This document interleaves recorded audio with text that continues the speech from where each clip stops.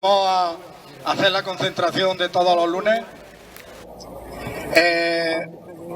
Si queréis empezamos a hablar de una cuestión muy importante, que fue la movilización que hubo el 16 miércoles en Madrid, en la puerta del Congreso de los Diputados.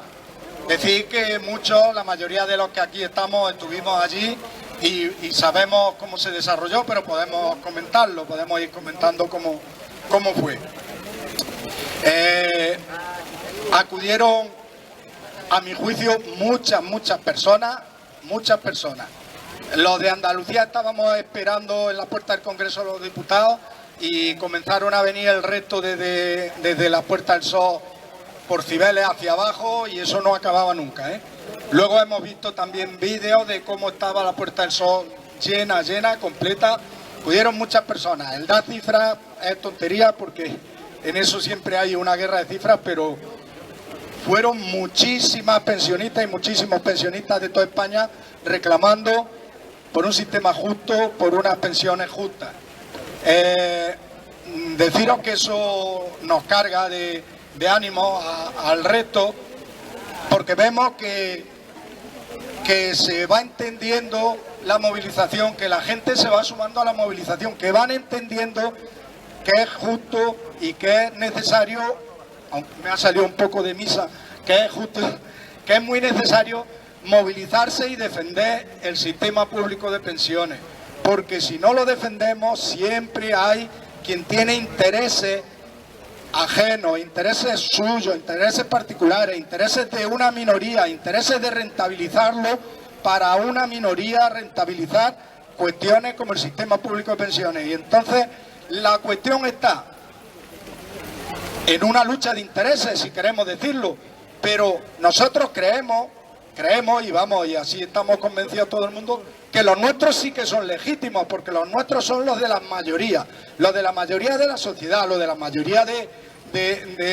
la población, fundamentalmente también la mayoría de los más desprotegidos, de los que han salido perdedores de la crisis y que todavía no se han podido recuperar, la mayoría de los más desfavorecidos, no los de las minorías que acumula y que quiere seguir acumulando más riqueza. Entonces estamos convencidos que es una lucha justa y así la vamos a seguir, y estamos, como decimos, nos ha dado mucho ánimo ver a muchas personas de todas las partes del territorio español, ver a muchas personas como nosotros, que todos los lunes, que todos los días mantienen una lucha como la nuestra, y que nos concentramos el día 16 allí para recibir a los marchadores que partieron de Rota y de Bilbao.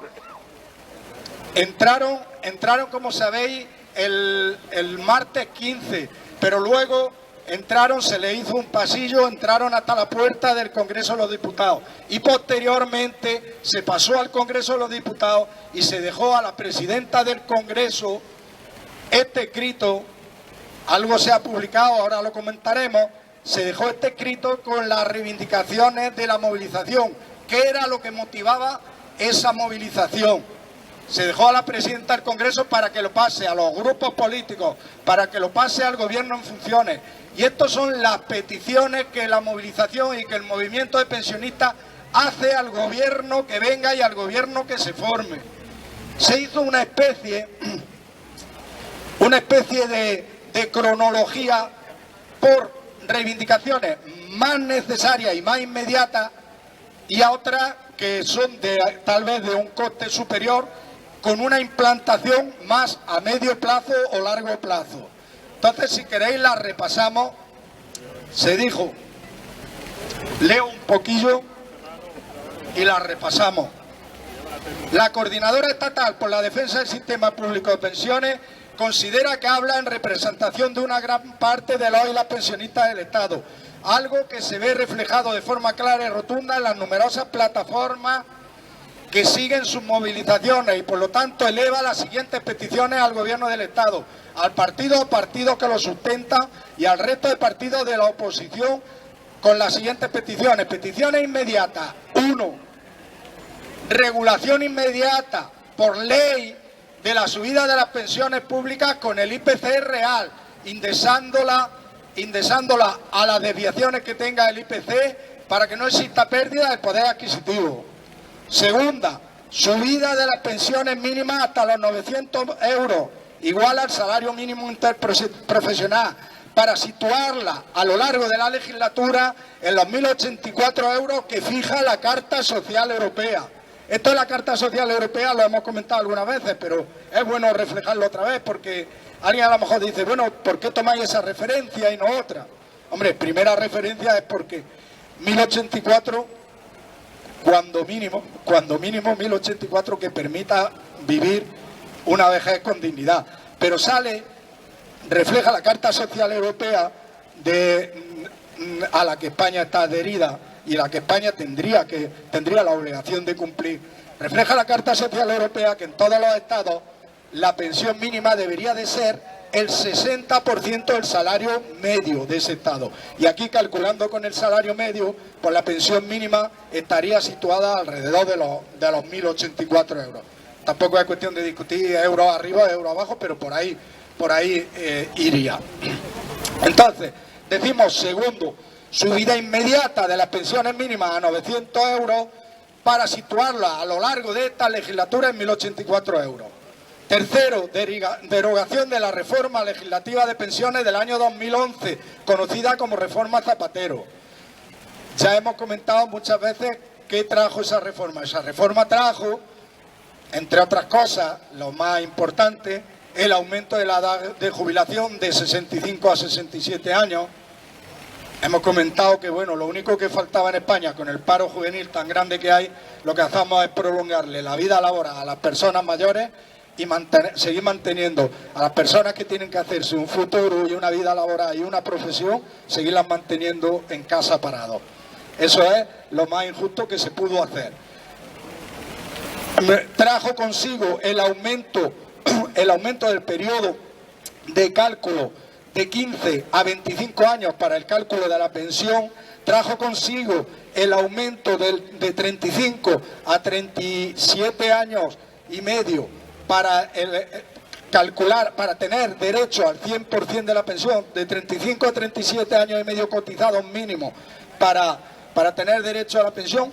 Trajo consigo también la implantación del factor de sostenibilidad, aunque lo fijaba su entrada en vigor en 2027. Entonces, por eso pedimos esa reforma, por injusta y por retrógrada, porque lo que trae y lo que ha traído es retroceso y empobrecimiento de los pensionistas y de las pensionistas, porque los cálculos esos no son inocuos. Esos cálculos los que han llevado a elevarlo de 15 a 25, o elevar la edad de 35 a 37 y 38 y medio se pondrá al final con un periodo progresivo en 38 y medio.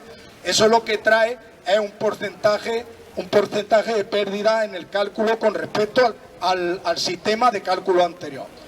Bueno, cuarto, derogación de la reforma de pensiones de 2013, llevada a cabo por el gobierno Rajoy. Esta ya la hemos comentado otras veces, pero lo decimos. Como ya alguien había puesto antes, en la reforma, el gobierno de Zapatero había puesto en la reforma de 2011 los pilares para el empobrecimiento y el aumento de la edad de jubilación, pues entonces el gobierno que vino de Mariano Rajoy lo que hizo fue ya dar la puntilla. Dijo, bueno, esto ya está, ahora voy a dar yo la puntilla. La puntilla fue el incremento de revalorización de las pensiones IRP, que se confunde mucho con el IPC, pero no es el IPC. El IRP era consagrar el 0,25% per seculum seculorum de subida de las pensiones todos los años. Y también lo que hizo, disminuir el periodo de entrada en vigencia del factor de sostenibilidad que ya existía en 2011, disminuirlo para ponerlo en 2023, el factor de sostenibilidad. Factor de sostenibilidad también lo hablamos otras veces. El factor de sostenibilidad consiste en unos cálculos combinados, pero donde lo que más influye es la esperanza de vida, que viene a decir que como las personas mayores ya viven mucho y vivimos mucho, pues hay que rebajarle la pensión. Y entonces, teniendo en cuenta la esperanza de vida, establecer un índice y cuando la persona tiene entrada en el sistema y el cálculo de pensión, afectarle la pensión con ese índice, pero que es un índice reductor de las pensiones, que no se nos olvide que es una rebaja de las pensiones. Una rebaja que ya va de entrada y va perpetuada mientras las personas seamos pensionistas. Bueno, habíamos dicho medidas que se piden inmediatas, medidas que se han dejado en el Congreso de los Diputados, medidas que sabéis que estamos en un periodo transitorio con un gobierno en funciones, pero da igual, a este gobierno, al que venga y al que venga y al que venga, siempre nos va a tener ahí, el que venga nos va a tener ahí. Hemos comentado muchas veces, es mejor un gobierno que asuma, y es mejor para nosotros como pensionistas, como trabajadores, los trabajadores que están hoy en activo y van a ser pensionistas. Es mejor que venga un gobierno que asuma estas medidas, venga un gobierno que entienda estas medidas. Para nosotros es mucho mejor, no tendríamos tanto rechazo.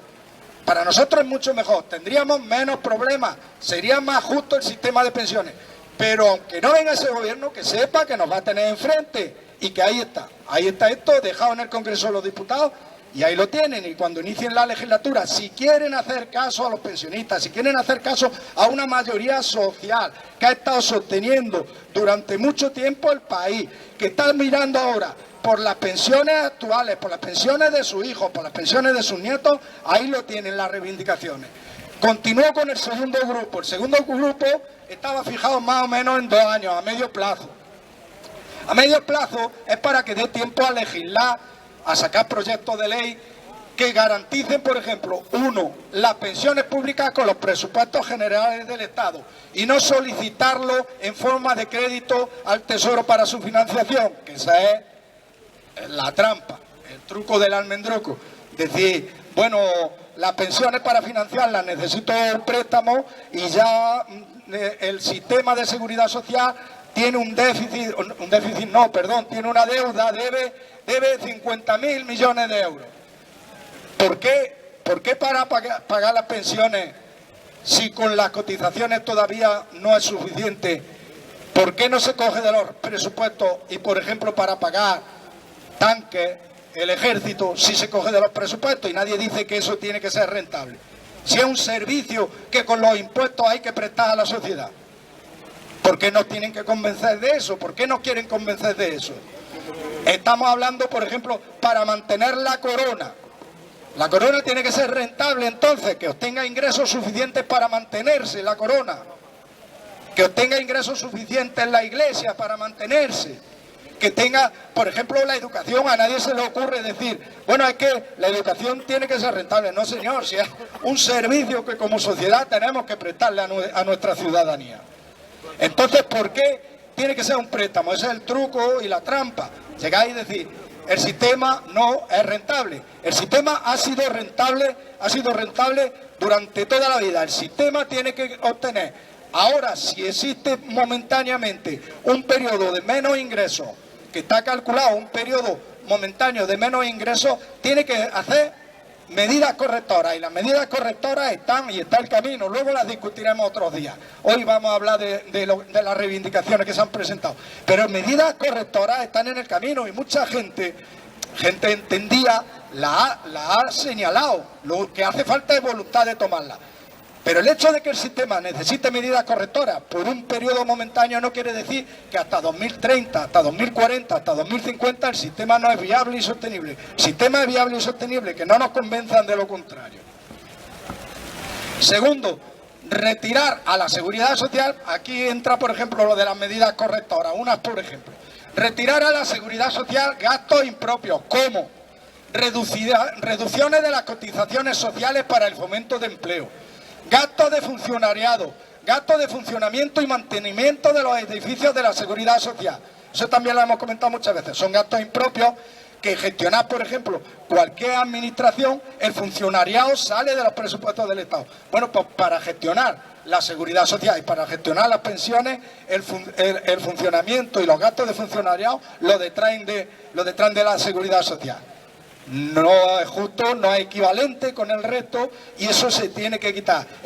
cuanto se vayan quitando cuestiones de esas, como el gasto de mantenimiento de edificios, hay un patrimonio grandísimo de edificios que se compró en la etapa donde todas las personas que estamos ahora estábamos cotizando, donde había unos ingresos grandísimos mayores que los gastos que tenía la Seguridad Social. Con esos ingresos se compraron edificios, entre otros, por ejemplo, los hospitales salieron de las pensiones y las cotizaciones, perdón, de las cotizaciones de todos los que estamos aquí y de todos los del Estado español. Entonces, el mantenimiento de muchos de esos edificios, de algunos de esos edificios, el mantenimiento corre a cargo de la Seguridad Social. Si detrás de eso te va faltando para pagar pensiones. Bueno, tercera medida. Me estoy extendiendo mucho explicándola, pero me gusta porque no quede solo lo del papel. Tercera, retirar el tope a las cotizaciones sociales. Sabéis que las cotizaciones están topeadas. Si quitamos el tope, se cotiza más. Hay una parte en salarios más altos, hay una parte que se queda sin cotizar, cotiza hasta un tope. Pues si se quita ese tope o se va elevando ese tope más, esos son ingresos que entran. Está calculado que puede suponer hasta 1.200 o 1.500 millones de euros al año. Garantizar los servicios básicos a los pensionistas, vivienda, luz, agua, y asegurar la financiación de la ley de dependencia. Que las leyes, como hemos comentado muchas veces, las leyes nos gustan una o le gustan a los gobiernos una y otras no, y todas son leyes con el mismo rango y con la misma obligación de cumplirlas. ¿Por qué se le olvida siempre las más sociales de cumplirlas? ¿Por qué se le olvida de cumplir las más sociales? La ley de dependencia es una ley que entró en vigor ya hace tiempo, pero hay que asegurarla y dotarla de presupuesto. Si no la dotamos de presupuesto, vienen las listas de espera, los retrasos en recibir prestaciones, vienen personas que se tiran 2 años esperando y cuando viene la contestación a su solicitud ya ha fallecido, vienen todas esas cosas y hay que dotar de presupuesto a la ley de dependencia. Quinto, retirar el pago de medicamentos o copago sanitario a los pensionistas. Sexto, recuperación del poder adquisitivo perdido con la reforma de 2011. Séptimo, potenciación de la Inspección de Trabajo de la Seguridad Social y de Hacienda, lo que permitiría reducir considerablemente la hora extraordinaria, los falsos autónomos, el elevado fraude fiscal, la evasión fiscal, la economía sumergida, la lacra de corrupción que invade todo. No lo sabíamos esto. Por lo que se ve, tampoco el Estado lo sabe. Y tampoco sabe que dedicando medios obtiene resultados, porque vimos resultados, por ejemplo, con lo de falsos autónomos. Hubo cartas, simplemente cartas avisando a empresas que se sospechaba y tipos de empresas que se sospechaba que tenían a personal que tenía que ser trabajador por cuenta ajena, lo tenían de falso autónomo, le obligaban a hacerse falso autónomo. Hubo una campaña de la Inspección de Trabajo de cartas donde avisaba que después iba a hacer una inspección. Como consecuencia de eso, hubo una regularización masiva de trabajadores autónomos que pasaron al régimen de general. Trabajadores que estaban ellos en situación precaria, ellos además pagando por cotizaciones a la Seguridad Social, pagando tarifa plana de 50 euros, bonificaciones. Trabajadores que pasaron a pagar del orden de 250, 300, 400 euros, dependiendo del sueldo. Fijaros la diferencia de los ingresos a la Seguridad Social. Si se quiere vaciar la Seguridad Social, claro que la vacía, depende de las medidas que quiera tomar. Bueno, continuamos. Derogar las reformas laborales, 8. 9. Eliminación de los beneficios fiscales a los planes privados de pensiones y las entidades de prevención social voluntaria. 10. Intervenir fuertemente en I+D+I, lo que cambiaría el mercado laboral hacia trabajos de alto valor añadido. Y 11. Reconocimiento de la pensión pública mínima, ya lo habíamos dicho, esto venía de 1.084 euros. Esto venía lo que decíamos, primero ir aumentando progresivamente la pensión mínima para acabar progresivamente en la de 1.084. Tercer bloque de medidas. Se fija el plazo de toda la legislatura, de 4 años. Fijando un horizonte de 4 años, se trabaje en 1. Terminar con la actual diferencia de género en materia de pensiones, situada en un 37%, que va contra toda lógica, discrimina de forma permanente a la mitad de la población y que va totalmente en contra de la propia Constitución. Segundo, desarrollar y aprobar en esta legislatura una verdadera reforma fiscal que cargue realmente el coste de nuestra sociedad en los que más tienen. Es significativo que entre 2007 y 2018, justo cuando empezó la crisis, y 2018, donde se han cerrado datos, el de sociedades de las grandes empresas, porque el impuesto de sociedades de las pequeñas, de las pymes sí están pagando impuestos de sociedades. El impuesto de sociedades haya bajado 11 puntos. Y sin embargo el IVA, que lo tiene que pagar todo el mundo en general, lo mismo da que cobre una pensión de 500 euros, que cobre 4.000, que cobre 5.000, que cobre 300.000 euros al año. El IVA es el mismo porcentaje para todos, el IVA ha subido 7 puntos. Hablamos de lo que se pide, una reforma fiscal que sitúe las bases impositivas parecidas a los países europeos de nuestro entorno y recupere los 7,5 puntos por ciento del PIB de diferencia que tenemos con el resto de países y que se ha perdido aprovechando la falsa y la mal llamada crisis, que impide un desarrollo adecuado de nuestro raquítico estado de bienestar. Madrid, 16 de octubre de 2019, bueno, lo he leído, espero que no haya sido pesado, es porque sepáis que el motivo de la movilización y el motivo de las concentraciones y el motivo de la manifestación en Madrid fue que esto se ha dejado en el Congreso de los Diputados, que sabemos que esto, con esa movilización, si algo sí sabemos es que con esa movilización solo no se consigue, que nadie, muchas veces nos desmoralizamos, igual algunos de los compañeros que aquí estamos, algunas veces dicen, bueno, que se consigue, llevamos mucho tiempo y no se consigue nada. Algo se consigue, y algo se ha conseguido, y desde que empezamos con este movimiento, las pensiones en 2018 y en 2019 subieron el IPC real. Lo que sí le echamos en cara al gobierno de Pedro Sánchez, ya lo dijimos, es que no aprovechara la mayoría que tuvo, que sí le facilitó la investidura para haber metido por ley el IPC real, y no estaríamos ahora pidiéndolo, sería una cosa que la habríamos borrado de aquí y lo tenía que haber aprovechado y se lo echamos en cara. Haber metido por ley la revalorización al IPC real, como estaba antes, y todos lo conocemos, la mayoría lo conocemos. Antes, entre noviembre y noviembre se calculaba el IPC que había, la subida del IPC que había, incluso si había desviación, a final de año, primero del año siguiente, se recibía en una paga de una sola vez, para por lo menos mantener el poder adquisitivo de las pensiones. Si esto es que ha sido un retroceso, que no es que pedimos el cielo, si es que ha sido un retroceso y pedimos que se reviertan los retrocesos, que los retrocesos no vengan solo para la mayoría social, para los más desfavorecidos, que ha habido gente que ha tenido, aprovechando la crisis, ha tenido un aumento grandísimo de sus beneficios. Por eso es por lo que luchamos, por una justicia social para la mayoría. Y se han conseguido también, por ejemplo, en las pensiones mínimas y no contributivas, se han conseguido subidas superiores, que son escasas, pero se han conseguido subidas en esos 2 años del 3% superiores al IPC. Por ejemplo, las pagas de viudedad. Había una medida que sí estaba recogida en la primera reforma, pero mira por dónde. Estaba recogida en la reforma de pensiones, y de las pocas o de la única medida que había positiva, esa no la aplicaba. Y fue con las movilizaciones como se consiguió que se aplicara, que era la subida de las pensiones de viudedad hasta el 60%, y se subió el primer año el 4%, del 52 al 56, y el segundo año del 56 al 60%. Esto, como vemos, por ejemplo, es una medida para las pensiones de viudedad. La mayoría de los que lo cobran son mujeres. Es una medida que va a encaminar, como decimos, para que vaya disminuyendo la brecha de género entre hombres y mujeres en las pensiones, de esa brecha de género que decíamos que estaba en el 37%.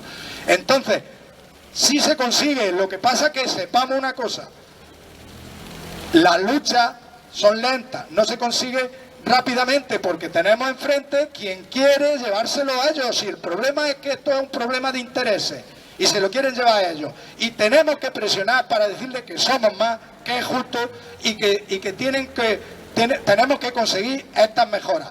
Pero la lucha es lenta, pero nosotros lo que más disponemos es de tiempo, y seguiremos aquí, y tenemos que seguir aquí, que nos escuchen y que vean y que digan: estos viejos pesados siguen ahí. Pues sí, somos viejos pesados, ahí seguimos. Estos viejos cansinos, estos viejos pesados, ahí seguimos. Porque es justo, y porque de lo contrario, como nos quedemos en nuestra casa, sabemos que nos va a ir peor, y sabemos que nos ha ido peor, y por eso ha sido esta movilización, para que no nos siga yendo peor, para revertir los recortes que nos han dado. Entonces, Yo ya os dejo, que os estoy cansando, y dejo que hable el resto de compañeros y vosotros lo que queráis.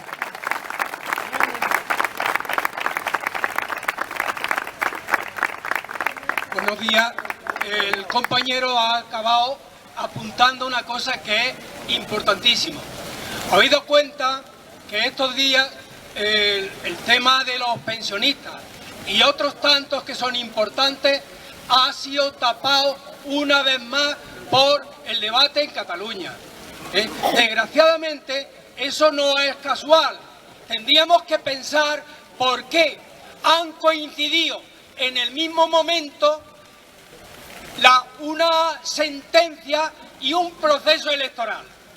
Las dos cosas han coincidido y resulta que por la televisión, a la hora de comer, a la hora de merendar y a la hora de cenar, siempre nos han emitido continuamente la violencia que trae miedo, y ese es el problema, de que se han cruzado varios mensajes para que la gente no piense con serenidad lo que se va a hacer el día 10 de noviembre.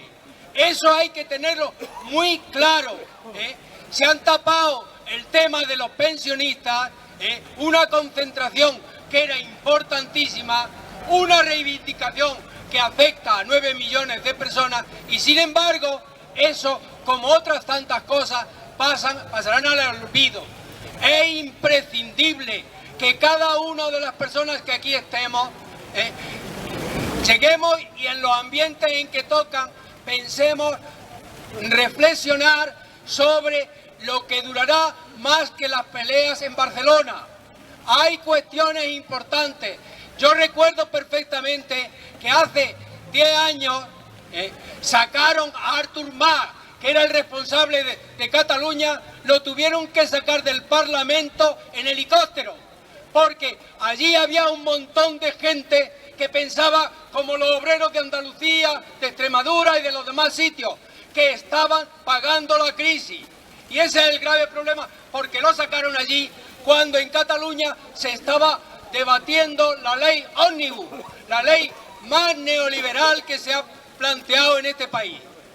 Esos son los problemas principales que tenemos aquí, que no nos los tapen con violencias que antes no tenía el movimiento nacionalista catalán.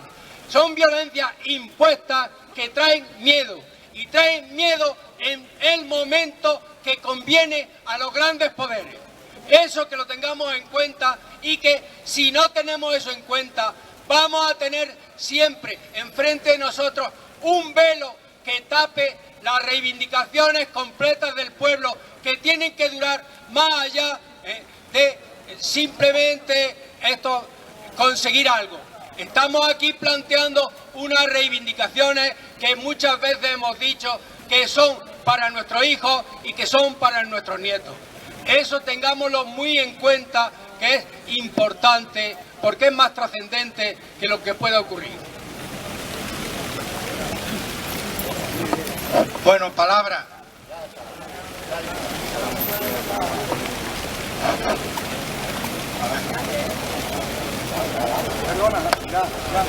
Se oye. Bueno, yo quería resaltar esos puntos que nos dice Ildefonso. Gracias por toda esa explicación que nos conviene recordar. De la Marcha a Madrid, pues nos podemos quedar seguramente con muchísimas cosas. Las pancartas, ninguna tenía desperdicio, pero a mí ha habido una que me ha tocado especialmente, la que llevaban nuestros compañeros de Rota, que decía simplemente creando conciencia.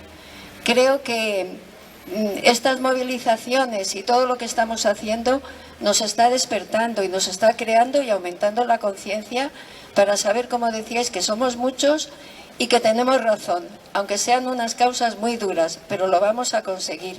Así que mucho ánimo, porque esto seguirá para adelante.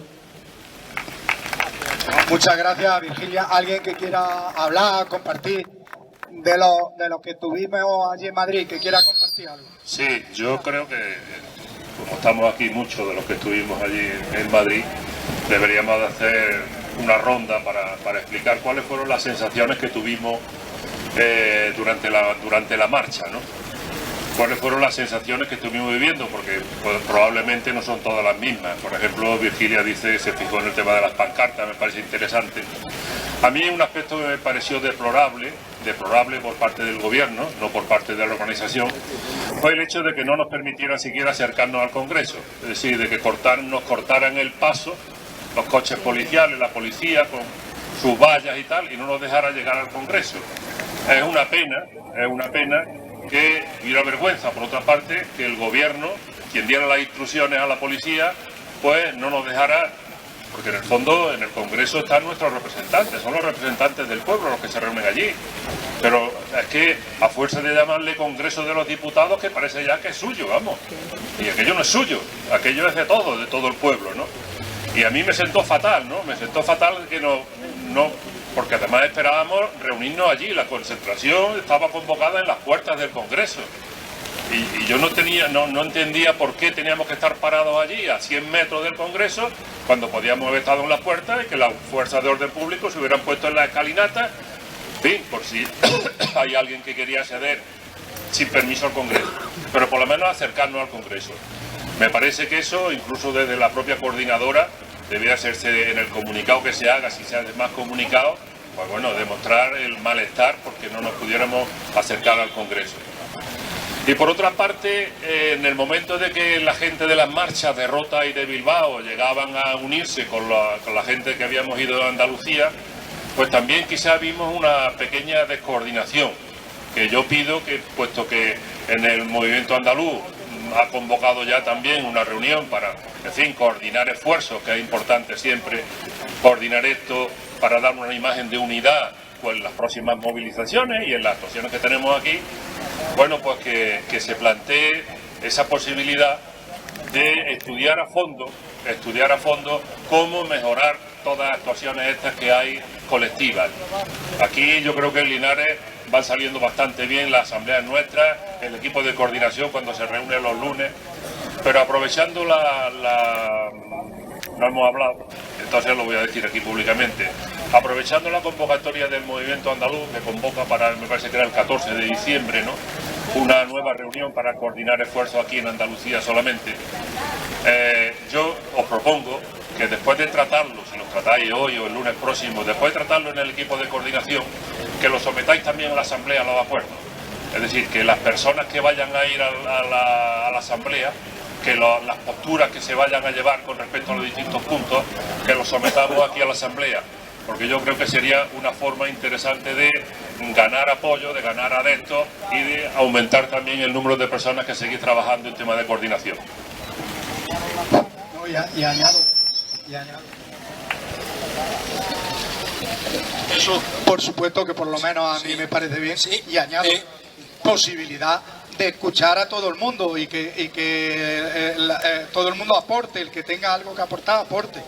Sí, yo recojo la palabra de Juan Rubio en el sentido de que, efectivamente, ya hemos dicho aquí varias veces que el equipo llevamos mucho tiempo siendo las mismas personas, y entonces es imprescindible, creo yo que es imprescindible que se sumen más personas, porque difícilmente podremos traer aquí una propuesta completa entre muy pocas personas que son las que nos reunimos por la tarde, y un equipo que puede estar cansado, que puede no estar cohesionado, y que son muy pocas personas las que estamos ahí.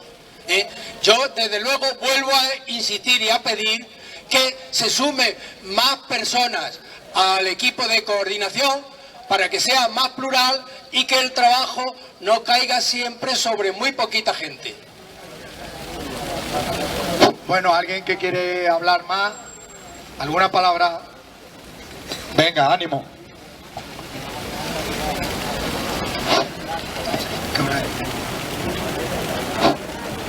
Bueno, pues si no hablamos,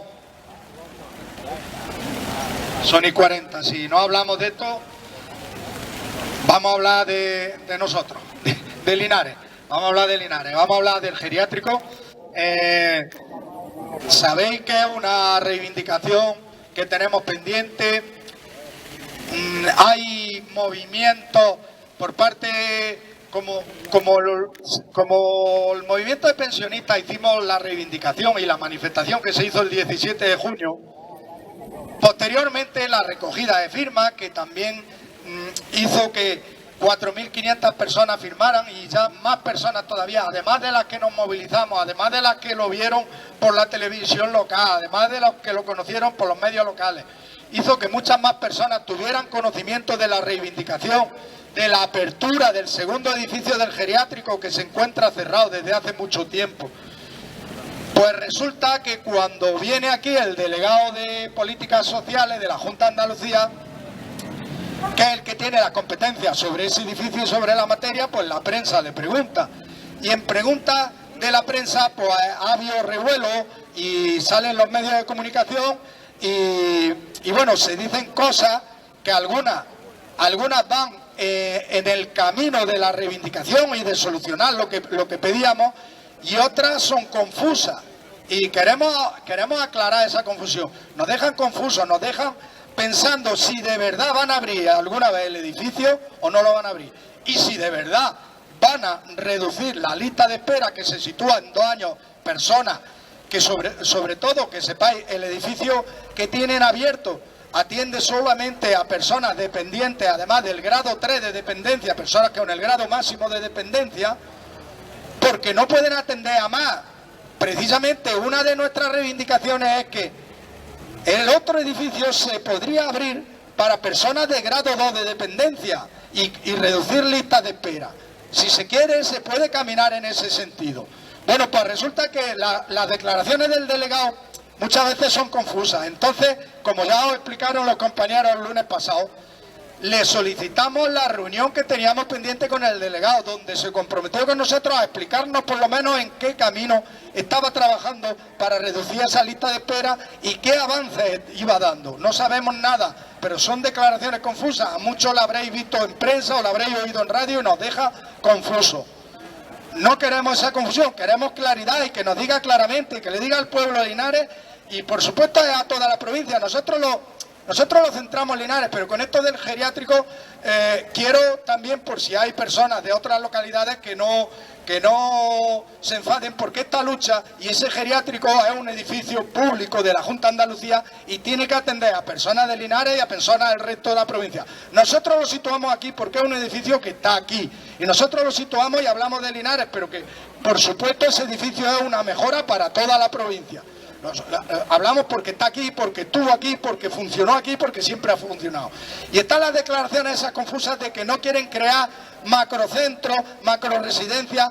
Pues bueno, a lo mejor resulta que las líneas van por no crear macrocentros o macroresidencias, pero resulta que eso es un centro que ya ha funcionado, que funcionó y que era un macrocentro, que se busque otro sistema, que se meta ahí solo dependientes de grado 2 y se cree un centro independiente, gestionado independiente del otro, que se busque el sistema, pero que se le dé utilidad a eso. No puede ser que el dinero público se gaste y esté ahí cerrado y guardado. Y luego nos estemos gastando dinero público en concertar plazas con otros centros privados y con otros centros concertados que no son gratis, ni le salen gratis a la Junta de Andalucía, que algunos tenéis conocimiento del dinero que le cuesta subvencionar a la Junta de Andalucía las plazas que tiene concertadas en otros centros, teniendo ese edificio público ahí cerrado. Eso no es lógico, eso es una incongruencia y por eso vamos a luchar, y teniendo 2 años de lista de espera, las personas, por eso vamos a luchar, que lo sepa la administración.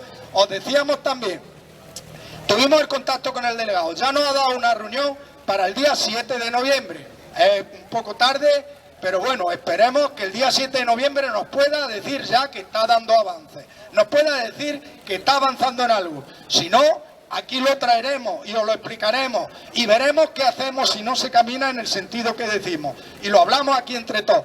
En esa misma cuestión tenemos una doble vía. Hablamos con el ayuntamiento porque creemos que nuestros representantes municipales, aunque no tienen las competencias sobre el edificio, pueden hacer mucho, pueden acompañar. De ellos pedimos que acompañen las reivindicaciones, porque si va a ser una cosa buena para el pueblo, si eso antes ocupaba 260 260 plazas de residentes, pero es que ocupaba 260 puestos de trabajo en el sector sanitario que se han perdido en Linares. Del ayuntamiento pedimos que colabore, que sea facilitador de reuniones, facilitador de contactos con la Junta de Andalucía, que presione, que levante el teléfono, que diga, oye, ¿cómo va lo nuestro? ¿Cómo va lo del geriátrico del un ayuntamiento? Y eso le pedimos a nuestro ayuntamiento. Hemos tenido otro contacto con el alcalde, dice que nos va a facilitar una reunión. La contestación ha sido que nos va a facilitar una reunión con el director general de mayores de la Junta de Andalucía. Esperemos que nos lo facilite, pero también lo que pedimos, que no tomen con tibieza esto desde el equipo de gobierno y desde todos los grupos políticos municipales, que lo tomen con cariño, que apoyen, que se involucren, eso es lo que le pedimos, y si no lo hacen, también lo diremos aquí, que no se están involucrando. Aquí las cosas tienen que ser claras y cada uno se tiene que retratar, si está por una cosa o si está por otra, que luego todos estamos por Linares, por el bienestar de las personas y por la creación de empleo en Linares, pero luego lo que se tiene que ver es los pasos, y nosotros le vamos a exigir que den los pasos, sabiendo sus competencias, que las sabemos, que de entrada vaya a oír. Seguro que vais a oír muchas veces declaraciones en prensa, en radio y todo, diciendo no, el ayuntamiento no tiene competencia. Vale, ni nosotros como plataforma de pensionistas decimos que las competencias finales son suyas, pero que puede hacer mucho, y vosotros todos lo sabéis que puede hacer mucho, por supuesto que puede hacer mucho, y eso es lo que le pedimos, que facilite, que apoye y que siga. Entonces, que sepáis, tenemos una reunión ya fijada con fecha, otra reunión, mantuvimos contacto con los sindicatos que representan al personal del geriátrico, en concreto, hay que decirlo, con el sindicato UTEA, que es el que se estaba moviendo por la preocupación de las declaraciones que habían oído del delegado. Nos ha dado información y también nos ha dicho que ha mantenido contacto, que lo habréis visto en prensa, con los grupos políticos provinciales, a nivel provincial. Como consecuencia de esos contactos vimos una rueda de prensa del diputado José Luis Cano de Adelante Andalucía, que dice que va a hacer una pregunta a la consejera de Políticas Sociales sobre el geriátrico y qué piensa hacer con el geriátrico y el futuro del geriátrico. Entonces nosotros le hemos dicho a ese diputado que antes de hacer la pregunta, si quiere tener con nosotros una reunión, decirnos en qué sentido va a ir su pregunta, informarnos de por dónde van los pasos. Nos ha dicho que sí, y es probable que en esta semana, nos reunamos y sepamos por dónde van los pasos, por si nosotros podemos apoyar. También hemos tenido conocimiento que posteriormente el grupo parlamentario del PSOE se ha reunido también con el sindicato de allí del geriátrico, y parece ser que también va a tomar iniciativa en el Parlamento.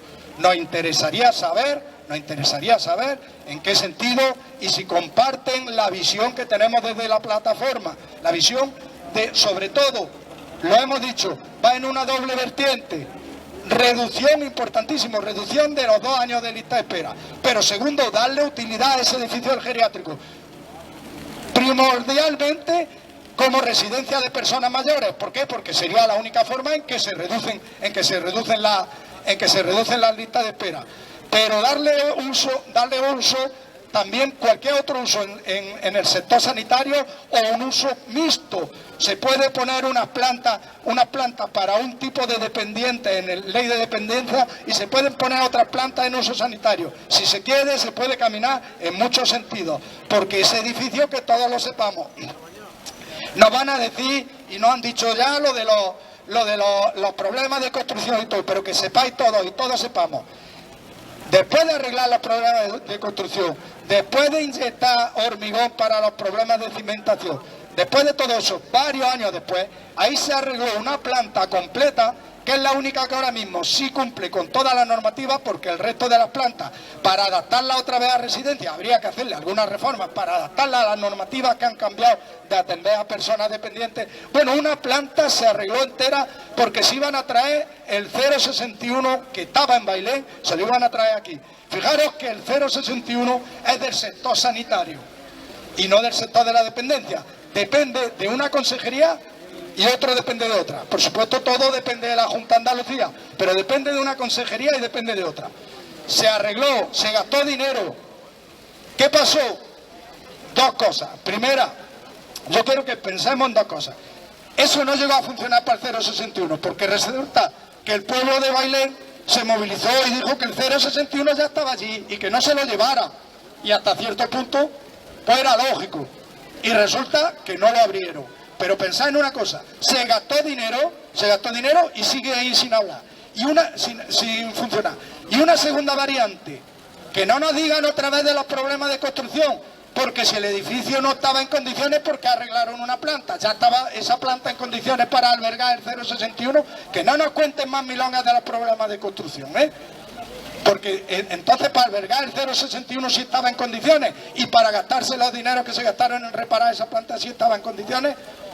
Que sepáis que por ahí va lo del geriátrico y vamos a seguir, y pedimos sobre todo vuestro apoyo, vuestra concienciación, que lo habléis con el resto de las personas de Linares, que es una cuestión justa, una cuestión de mejora para las personas mayores y una cuestión de mejora para los puestos de trabajo en el sector sanitario en Linares. Sí.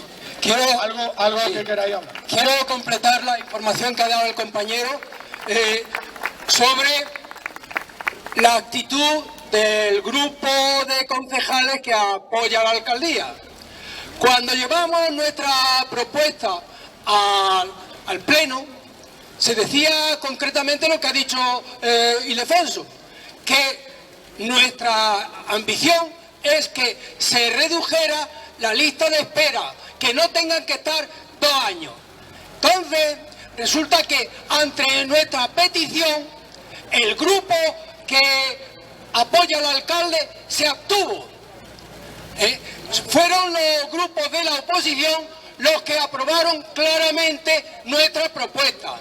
Se les explicó varias veces que ellos no tenían que gestionar la reparación o la ampliación del geriátrico. Los pedíamos como representantes del pueblo frente o ante el conjunto de las administraciones. Pese a eso, siguieron en las mismas. Volvimos a reunirnos con el alcalde y él seguía R que R. Y nos dijo estrictamente que hay problemas, que él tiene que documentarse, que iba a ver otra vez, pese a lo que ha dicho Ildefonso, en qué situación estaba el geriátrico en las dos partes, y después nos informaría.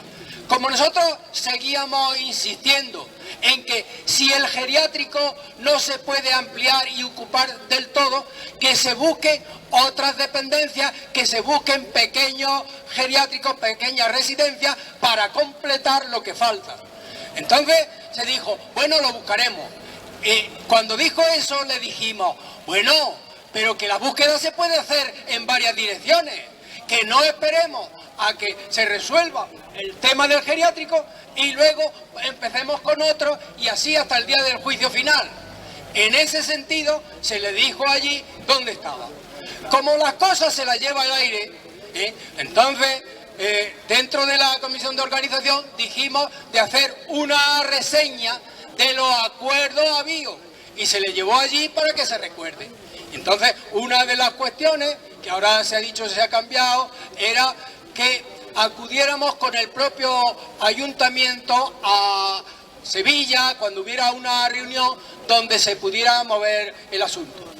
Habíamos quedado también en tener una reunión después que pasara el verano para ver qué averiguaciones se habían hecho en busca de más edificios, de más alternativas, y de momento no sé si con el acercamiento que se ha dicho de que se hable con el director general está satisfecho. Pero la cuestión no está clara. Desde el principio han negado un apoyo claro. Si después han dicho algo, porque se les sigue pidiendo. Pero esa es la situación que como linarenses debemos de tener claro todo el mundo.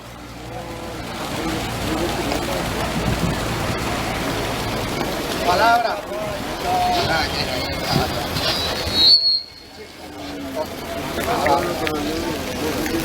Mirad, cuando tuve la suerte de oír las declaraciones del delegado, me picó la curiosidad y empecé a hurgar por internet a ver cuáles eran las tendencias que él nombraba que había en la Unión Europea acerca del tamaño de la residencia y acerca de las tendencias sobre la forma de cuidado a los mayores.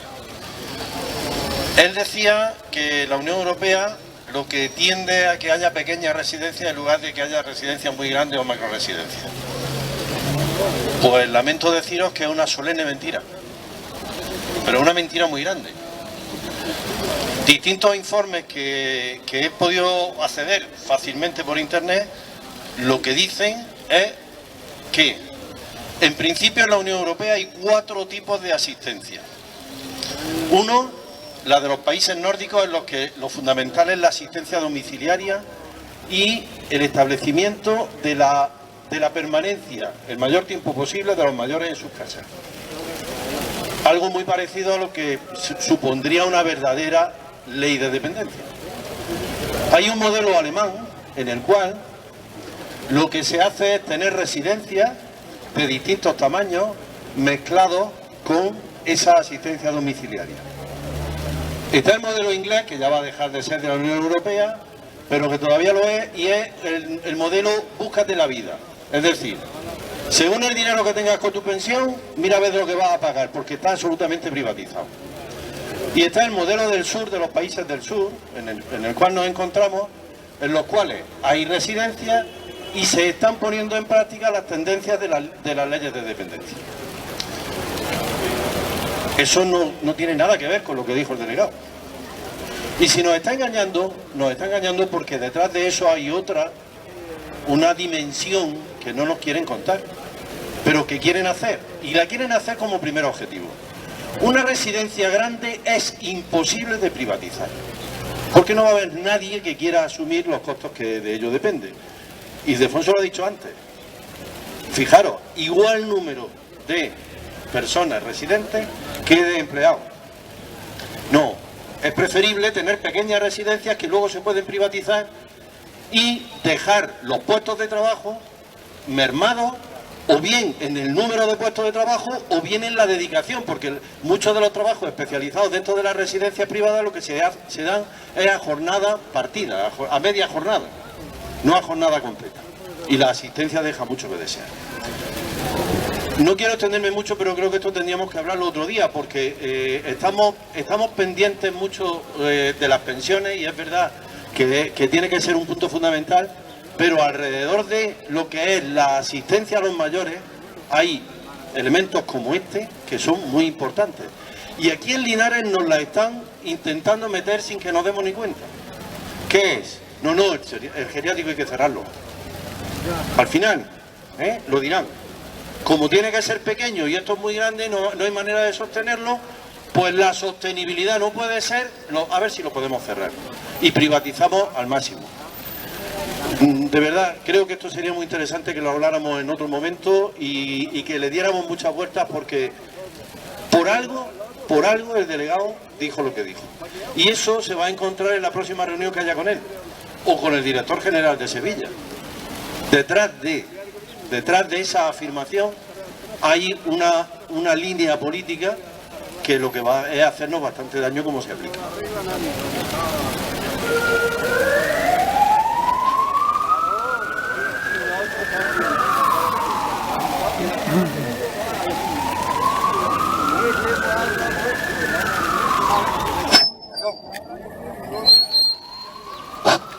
Que se ha averiado esto, la técnica.